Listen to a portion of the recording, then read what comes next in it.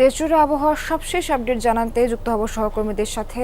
যাচ্ছি শুরুতেই বান্দরবানে, যেখানে আছেন আমাদের সহকর্মী বাটিং মার্মা।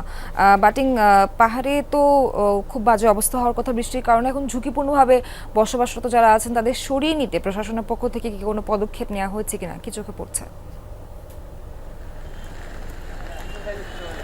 হ্যাঁ সোহার, গভীর নিম্নচাপের কারণে যেমন দেশের প্রতিটি এলাকায় বলতে গেলে আপনার যে ভারী বৃষ্টিপাত হচ্ছে, তদ্রুপ বান্দরবনে কিন্তু মধ্যরাত থেকে বেশ ভারী বৃষ্টিপাত হয়েছে।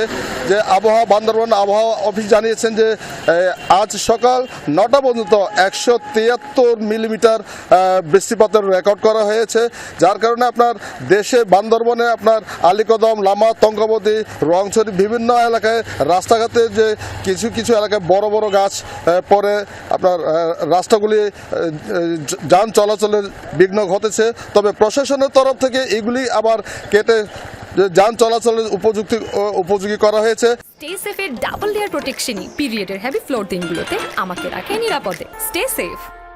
এবং প্রশাসনের সাথে আমি কথা বলেছি যে বান্দরবনে যেহেতু বেশ কিছু ঝুঁকিপূর্ণ এলাকা আছে, পাহাড়ে বসবাসকারীদেরকে মাইকিং করে তাদেরকে সতর্ক করা হচ্ছে এবং অতিবৃষ্টি যদি হয় তাহলে তাদেরকে যে নিরাপদ আশ্রয়ে চলে যাওয়ার জন্য বলা হয়েছে।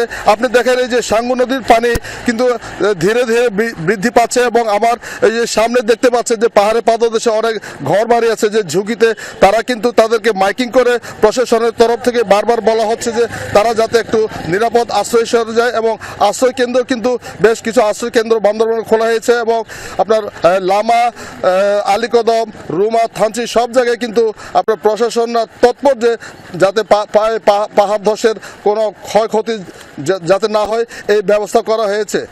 সোহার, বাটিং, আপনাকে অসংখ্য ধন্যবাদ।